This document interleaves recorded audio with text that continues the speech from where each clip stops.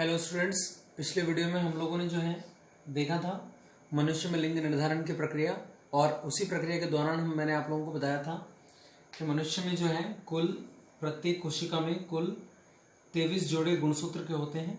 ठीक है, कितने जोड़े होते हैं? 23 जोड़े जो है गुणसूत्र के पाए जाते हैं। उन 23 जोड़ों में से जो पहले जो 22 जोड़े गुणसूत्र होते हैं उन्हीं को हम लोग बुलाते हैं ऑटोसोम गुणसूत्र। ठीक है, उन गुणसूत्रों को हम लोग कहते हैं ऑटोसोम गुणसूत्र। और जो लास्ट वाला जो आखिरी का जोड़ा होता है, सिर्फ 23वां जोड़ा, केवल अकेले 23वें जोड़े गुणसूत्र को कहते हैं लिंग गुणसूत्र, जो कि मनुष्य में लिंग निर्धारण की प्रक्रिया को संपन्न करते हैं। तो आज हम लोग जो है देखने वाले हैं आज के क्वेश्चन में ऑटोसोम गुणसूत्रों में आनुवंशिक विकार। ऑटोसोम गुणसूत्रों में जो है कुछ ऑटोसोम गुणसूत्रों की संख्या में कहें हम लोग कि ऑटोसोम गुणसूत्र जो है संख्या में कितने होते हैं? 44 होते हैं टोटल। 22 जोड़े यानी कि कुल कितने?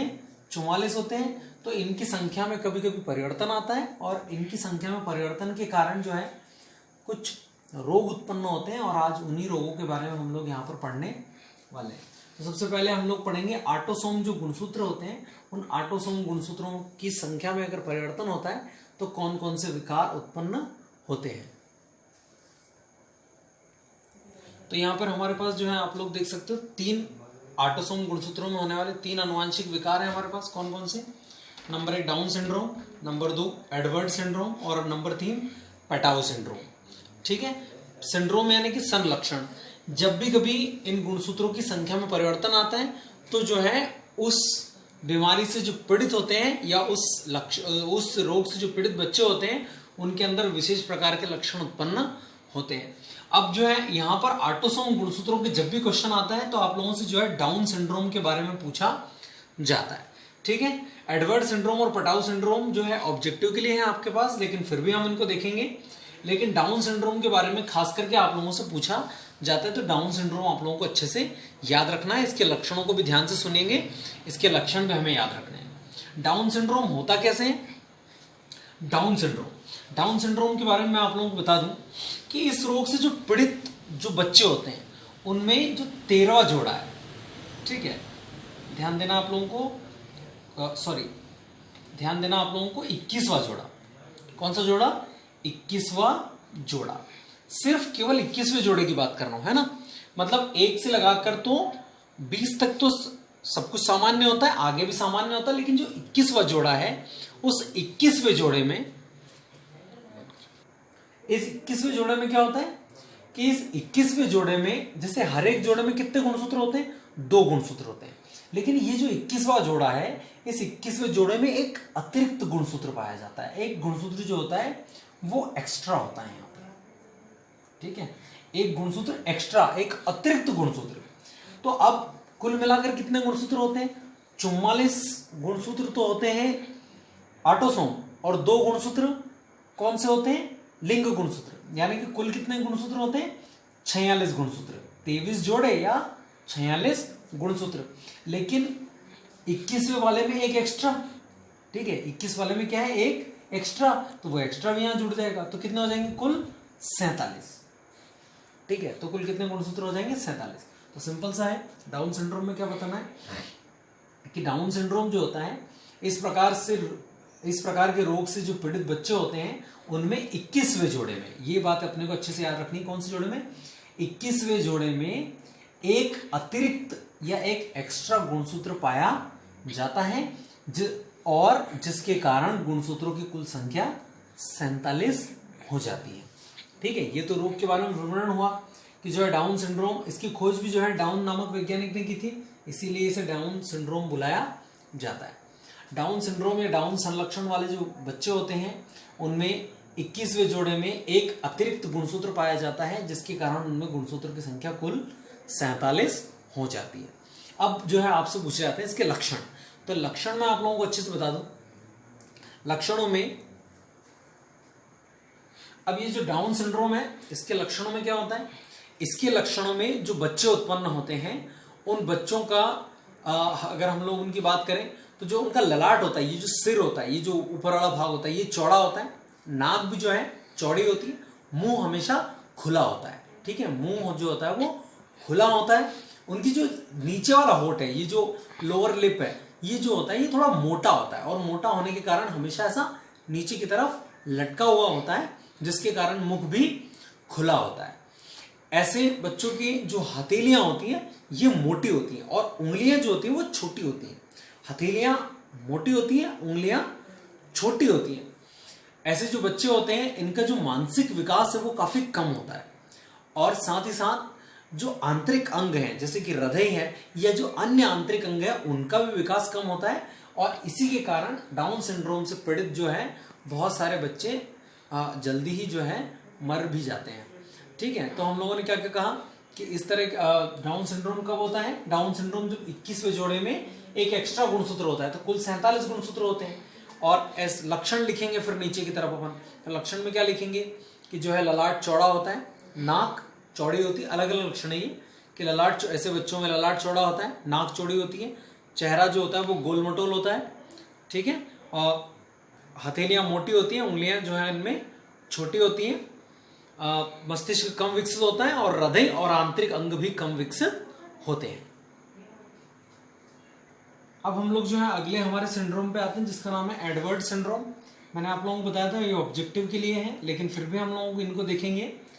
एडवर्ड सिंड्रोम में क्या होता है? एडवर्ड सिंड्रोम में अच्छे से याद रखना है कि 18वें जोड़े में, जैसे यहाँ 21वें जोड़े में क्या था, एक एक्स्ट्रा गुणसूत्र था, एक अतिरिक्त गुणसूत्र जो है कौन से जोड़े में होता है? यहाँ पे 21वें जोड़े में होता है, और ऐसा का ऐसा ही एक अतिरिक्त गुणसूत्र जो है एडवर्ड सिंड्रोम में कौन सा गुणसूत्र में पाया जाता है?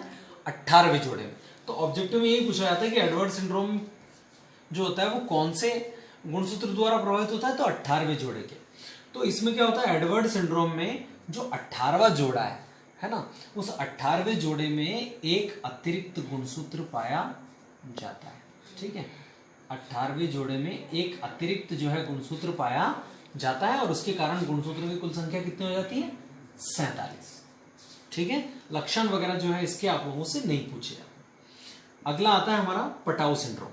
पटाऊ सिंड्रोम भी इसी तरह का है। पटाऊ सिंड्रोम में क्या होता है? पटाऊ सिंड्रोम भी जो है एकदम सिंपल है, इसमें 13वें जोड़े में एक अतिरिक्त गुणसूत्र होता है। ठीक है, यहाँ पर 13वें जोड़े में एक अतिरिक्त गुणसूत्र होता है, जिसके कारण गुणसूत्रों की कुल संख्या 47 हो जाती है। सिंपल सा है, यहाँ पे क्या दिखाना है कि एडवर्ड जो गुणसूत्र होता है, सिंड्रोम जो होता है, एडवर्ड सिंड्रोम में 18वें जोड़े में एक अतिरिक्त गुणसूत्र होता है, जिसके कारण 47 हो जाती है। और यहाँ पटाऊ सिंड्रोम में भी 13वें जोड़े में एक एक्स्ट्रा गुणसूत्र पाया जाता है। तो डाउन सिंड्रोम में 21वां, एडवर्ड सिंड्रोम में 18वां, और पटाऊ सिंड्रोम में 13वें जोड़े में एक एक एक्स्ट्रा गुणसूत्र पाया जाता है। तो यही वाला क्वेश्चन है हमारा कि ऑटोसोम गुणसूत्रों में होने वाले आनुवंशिक विकार। इसमें डाउन सिंड्रोम वाले में ध्यान रख के आपको लक्षण भी लिखना है। अभी हम लोगों ने देखे ऑटोसोम गुणसूत्र में, और अब हम लोग देख रहे हैं लिंग गुणसूत्र में। ऑटोसोम गुणसूत्र पहले 44, फिर आखिरी के 2 लिंग गुणसूत्र। तो आप लोगों को पता है कि जो नर होते हैं उनमें लिंग गुणसूत्र होते हैं 44 प्लस X और Y, जबकि जो मादाएं होती हैं उनमें होते हैं, ये जो होते हैं नर में, और मादा में कैसे होते हैं? 44 प्लस X और X। ठीक है, ये मादा में होता है इस तरह से। तो ये जो है, ये जो रोग हैं लिंग गुणसूत्रों के आनुवंशिक विकार जो हैं, वो लिंग गुणसूत्र में कौन से होते हैं? 2 होते हैं, टर्नर सिंड्रोम और क्लाइनफेल्टर सिंड्रोम।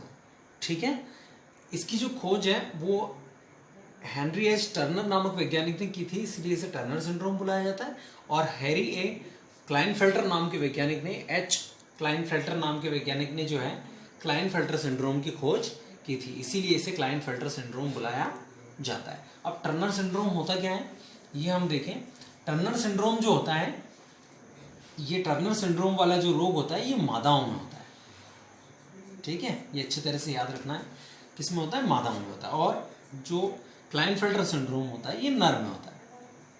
ठीक, तो टर्नर सिंड्रोम की परिभाषा होती है कि टर्नर सिंड्रोम में जो है से पीड़ित जो मादाएं होती हैं, क्योंकि मादाओं में होता है, तो टर्नर सिंड्रोम से पीड़ित मादाओं में जो गुणसूत्र कौन से होते हैं? 44 तो ऑटोसोम होते हैं, यहाँ भी लिख दूं मैं 44 ऑटोसोम होते हैं। उसके बाद गुणसूत्र होता है X और X। ठीक है, ये मादाओं में होता है। तो क्या होता है कि टर्नर सिंड्रोम में एक X गुणसूत्र कम होता है। ठीक है, एक X गुणसूत्र कम, यानी कि 44 के बाद केवल एक ही गुणसूत्र, तो कुल कितने हुए? 45। ठीक है, तो अब परिभाषा ध्यान से देखिएगा कि टर्नर सिंड्रोम में बताते हैं हम लोग कि इस रोग से पीड़ित जो मादाएं होती हैं उनमें लिंग गुणसूत्रों में, कौन से गुणसूत्र में, लिंग गुणसूत्र में एक एक्स गुणसूत्र की कमी होती है, एक एक्स गुणसूत्र की होती है कमी, जिसके कारण उनमें 44 प्लस एक्स या केवल 45 ही गुणसूत्र पाए जाते हैं। ठीक है, ऐसी जो मादाएं होती हैं उनमें लिंग गुणसूत्र जो होते हैं, जो आखिरी के लिंग गुणसूत्र होते हैं 23वें जोड़े के, उनमें क्या होती है, लिंग गुणसूत्र में एक एक्स गुणसूत्र की कमी, यानी कि उनमें 44 प्लस एक्स या केवल 45 गुणसूत्र ही पाए जाते हैं। अब इनके लक्षण क्या है, लक्षण भी पूछे जाते हैं। तो क्योंकि ये मादाओं में होता है, ध्यान से सुनिएगा, तो इस तरह की जो मादाएं होती हैं उनके जो अंडाशय होते हैं जिनमें कि अंडाणु बनते हैं वो अंडाशय कम विकसित होते हैं, यानी कि उनमें अंडाणु नहीं बनते हैं। ठीक है, तो इस प्रकार की मादाओं के अंडाशय कम विकसित होते हैं, उनकी जो ऊंचाई होती है वो भी कम होती है। ठीक है, उनकी बुद्धिमत्ता भी कम होती है और साथ ही साथ जो है स्तनों का भी जो है विकास नहीं होता है।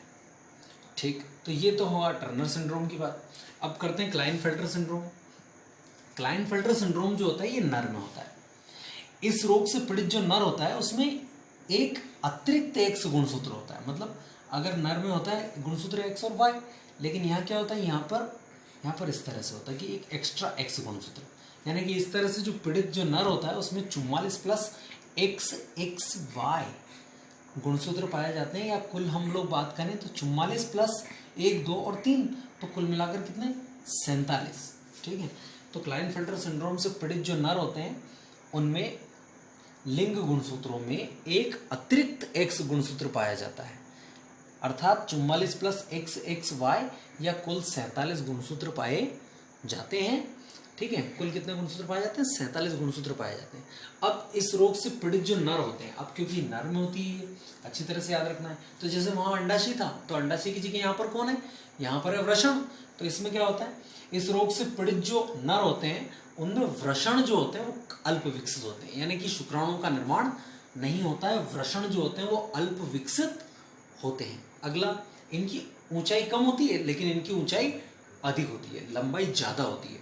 ठीक है, साथ ही साथ जो है इस प्रकार जो नर होते हैं उनमें छोटे या कम विकसित स्तन भी जो है या उभार भी देखने को मिलते हैं।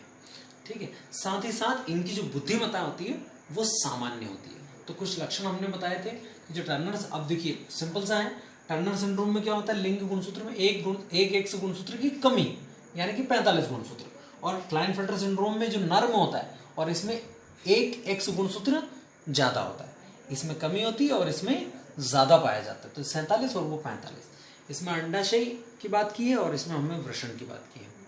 ठीक है, तो पॉइंट्स आप लोगों के पास लिखे हुए हैं अच्छे से, तो उन्हें आप लोग देखिए और ये क्वेश्चन भी कंप्लीट करने हैं हमको। इसमें आप लोगों को मुख्य रूप से जब भी क्वेश्चन पूछा जाता है तो टर्नर सिंड्रोम, क्लाइनफेल्टर सिंड्रोम और पिछले जो हमने पीछे पढ़ा है एक डाउन सिंड्रोम जिसके लक्षण मैंने आपको बताए थे, इन तीनों को मिलाकर जो है बड़ा क्वेश्चन बनाकर भी पूछा जाता है, या बाकी आप लोगों से ऑब्जेक्टिव में या जो है रिक्त स्थान और सही जोड़ी में ये वाले बहुत ज्यादा पूछे जाते हैं। याद रखना अच्छे से कि टर्नर सिंड्रोम में एक की कमी और क्लाइनफेल्टर सिंड्रोम में एक की अधिकता।